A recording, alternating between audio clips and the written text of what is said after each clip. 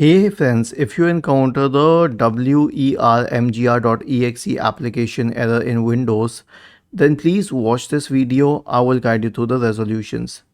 The first solution is an SFC scan.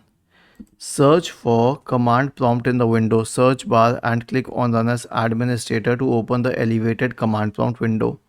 Type the command sfc /scan now and hit enter to invoke the SFC scan. The second solution is to run the Windows Memory Diagnostic tool. Press the Windows key and the R key together to open the run window. Type the command mdsched and hit enter. This will open the Windows Memory Diagnostic tool. Click on Restart now and check for problems. The last solution is to disable Windows Error Reporting Service. Search for Services in the Windows search bar and open Services. Scroll down to the Windows Error Reporting Service.